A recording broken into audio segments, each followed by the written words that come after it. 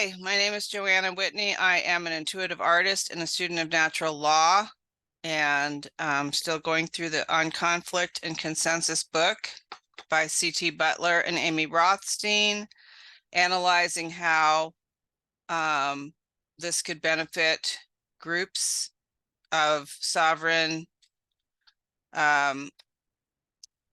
people who are trying to create a freedom community. And now I'm also using a book called The Different Drum by M. Scott Peck, but I don't have that. It's coming in the mail in the next few days, so I'll be definitely going through that book too. And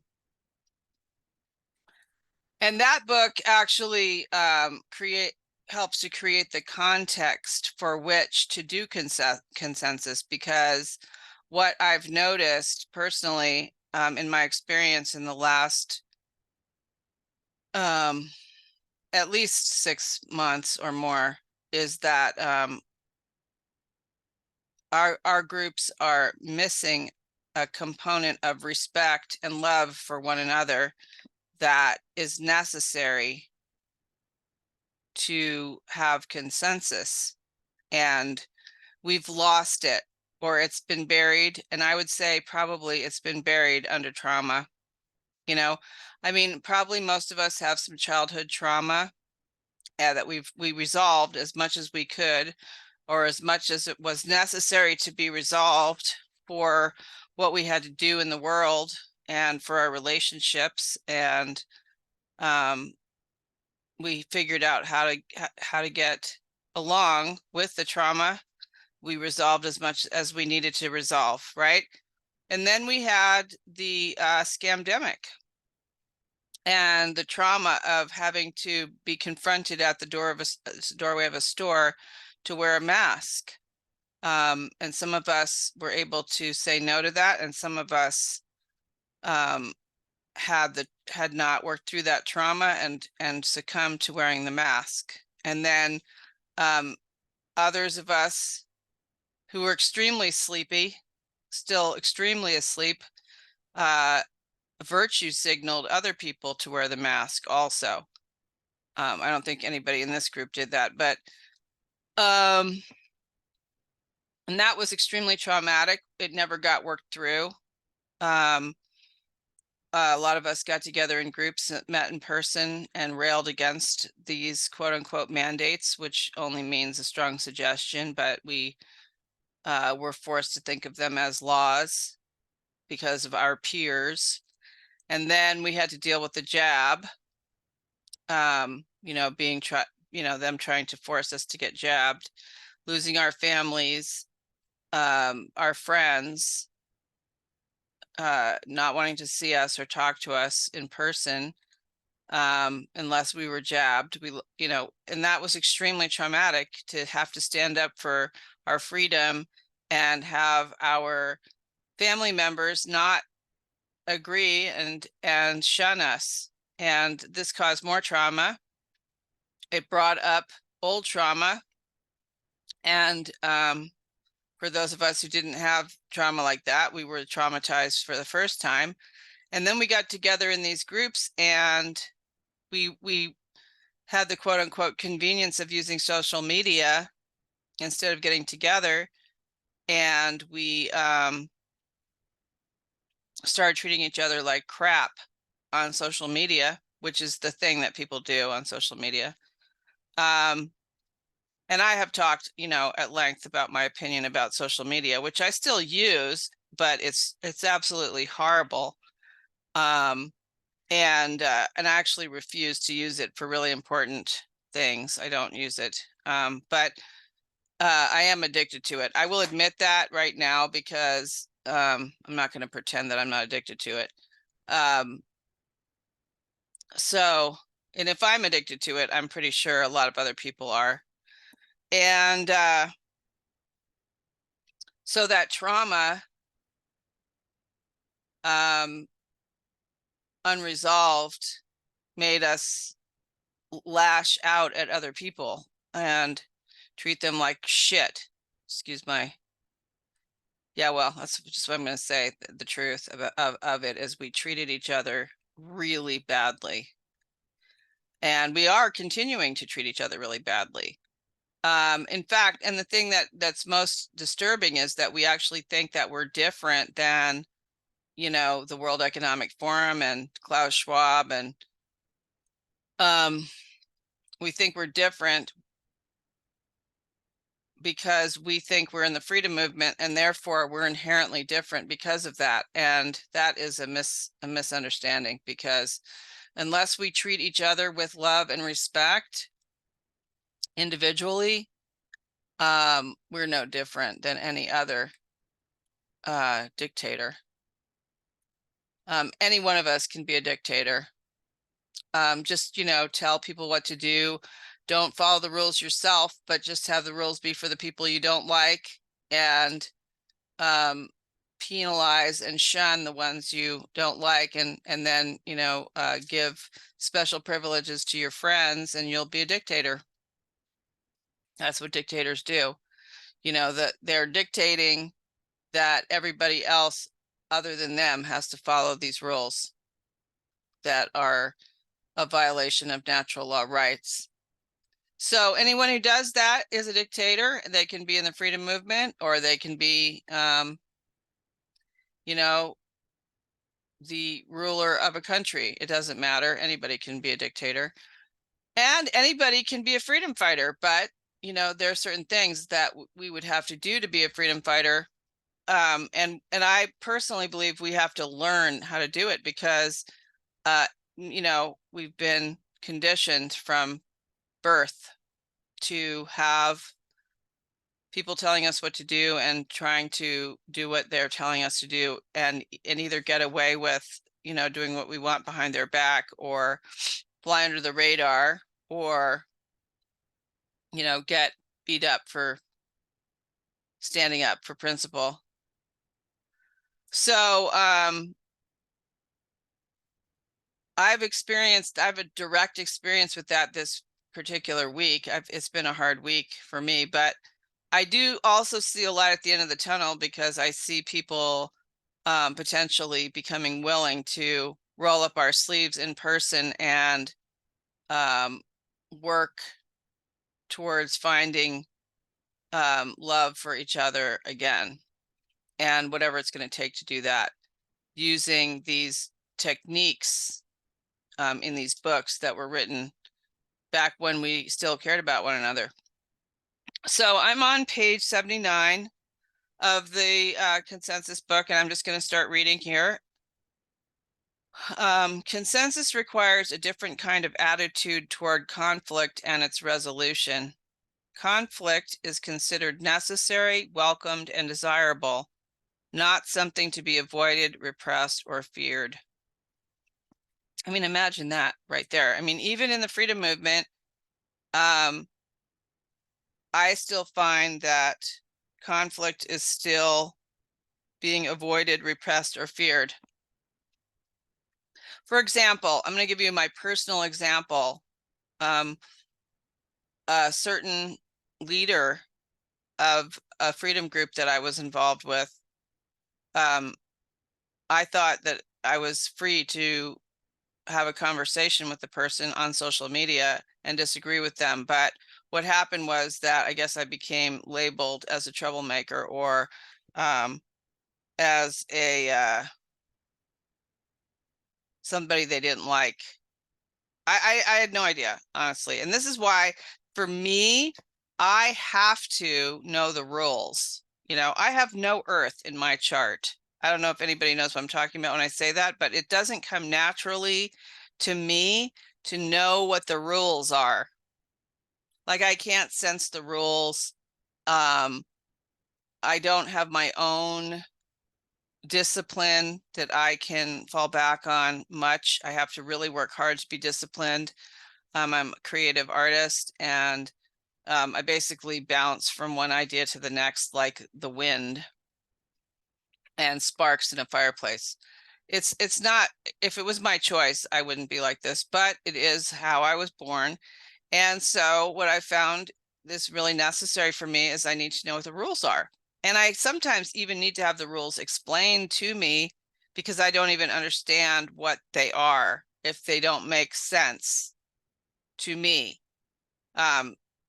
If they're complicated in some way, or if they violate natural law, I don't understand them. And so I need someone to help me understand them. And I would have been calling this a learning disability. I have learning disabilities according to school. I've always had trouble with school. I've always had trouble with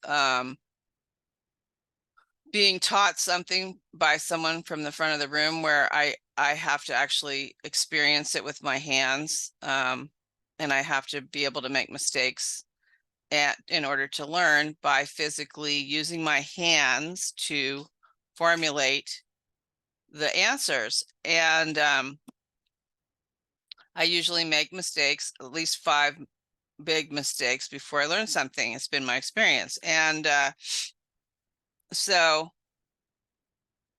I never know what the rules are unless somebody shows me the rules, tells me the rules, explains the rules to me, and even shows me the rules. And I still might make a mistake. That's just what happens. I've never been able to just do it right off the bat. So I've often been at the center of conflict because of this. And so in this particular situation, I was vulnerable and honest with this leader and explained that I didn't agree with his point of view and thought that that was fine, but it actually wasn't fine, I guess, because I must have placed myself in a position where he didn't like me. And then we had a misunderstanding later, which, you know, brought out aspects of him which made me feel afraid and threatened. So I decided to stay away from him, I thought. But I couldn't really stay away from him in the social media chat. And then I was like vilified. You know, I was constantly attacked every time I would post something. And so I would say that conflict in this situation was being repressed and it was feared. And then when he found a way to get rid of me, he took advantage of it. And there's nothing different in that. You know what I mean? There's nothing to be learned from that. We all know how to do it. I personally know how to be negative. I'm really good at being sarcastic. I really am. I have amazing comments that come when I'm being sarcastic. I can be funny and sarcastic, and I can be mean and sarcastic.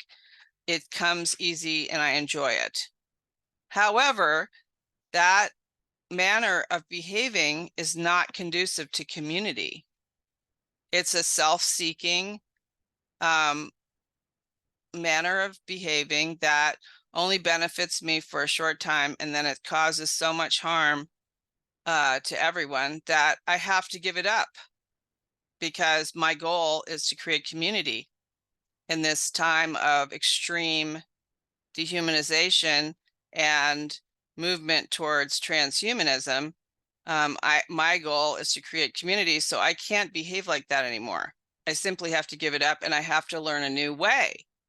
I have to learn a new way in which conflict is considered necessary, welcomed, and desirable. And I have no idea how to do that.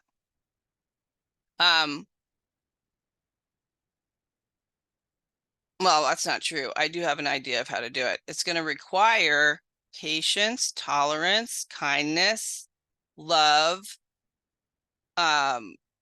approaching on the flank rather than risking face-to-face combat. It's going to require pausing. It's going to require putting other people's needs ahead of my own, waiting until I'm calm to respond. That's patience. It's going to require things that I have to pray for. I have to pray for the ability to be this way. And I have to do certain types of energy work to ground myself so that I can participate in this way. but it's important to me because, you know, I mean, I could go along to get along and just do whatever the hell I wanted and keep on, you know, going along with what the dopamine pump and dump of social media and then demanding that in my life, you know, that's what's being incubated out there in society. But I'm not going to do that. No, I'm not going to do that. I'm going to go with this. I'm going to go with the thing that's more challenging. It says its resolution is achieved through creativity and cooperation. The group strives to create an environment in which disagreement can be expressed without fear and heard as a concern, which, when resolved, will make the decision stronger. And, you know, going back to this idea of cooperation,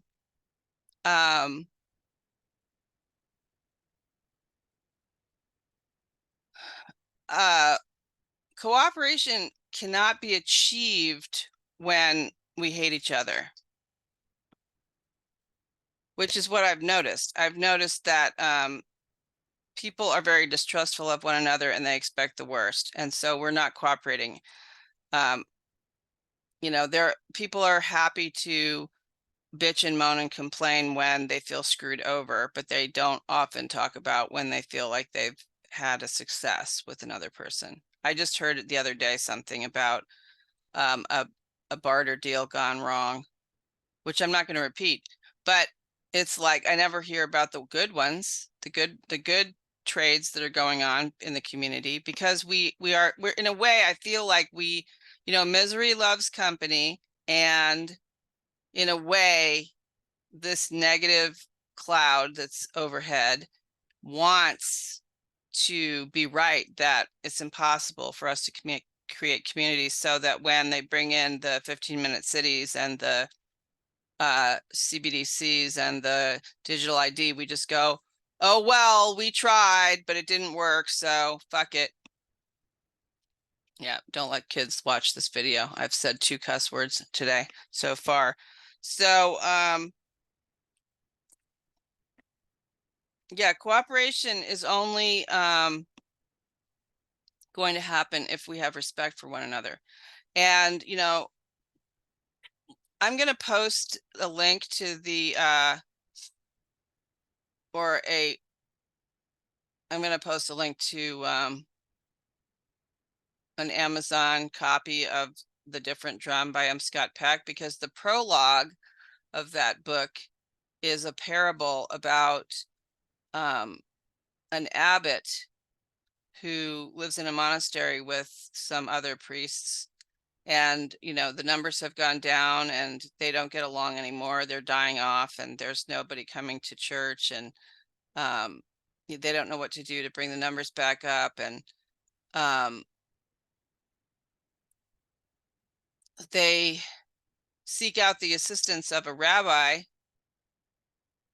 who lives at the edge of their property. The abbot goes to the rabbi, and he asks him, like, what do you think about this? You know, our numbers are down. We can't seem to get the kind of audience that we are used to. We're running out of money and we don't have any people to tend to.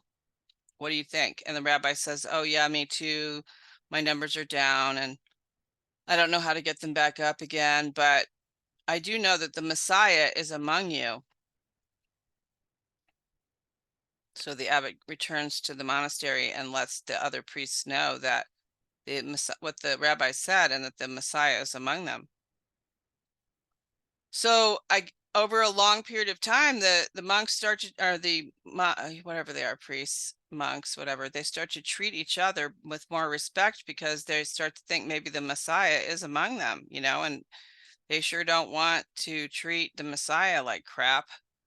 So they try, but they don't know which one is the Messiah. So they start treating all of each other better. And as they start to treat each other with more respect, you know, the golden rule, do unto others as you would have others do unto you, morale starts to go up. And as morale starts to go up,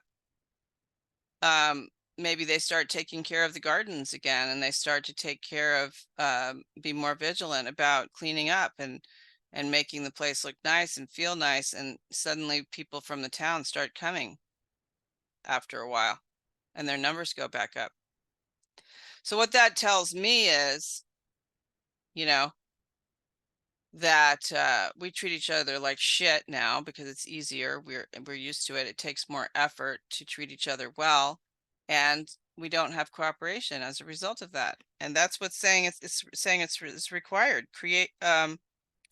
It's saying that the resolution of conflicts is achieved through creativity and cooperation. The group strives to create an environment in which disagreement can be expressed without fear and is and heard as a concern, which when resolved will make the decision stronger. When resolved, because everyone feels heard, respected, loved, supported, and then the decision will be made in consensus, and then everyone will participate in the decision rather than a small few people who, you know, went along to get along, and the others who wanted the decision. So then it's really divided, but it's divided in the shadow. This attitude opposes our socialized attitude towards conflict. It is challenging to invite conflict into our discussions. Creation of a cooperative, supportive environment will require tolerance and a willingness to experiment. In the early stages, this might prove to be difficult. Pent-up frustrations and unexpressed angers based upon concerns that were never before allowed to be expressed will surface. However, if the groups stay with this process, they will be rewarded with improved group dynamics, more creative resolutions, and greater trust and respect.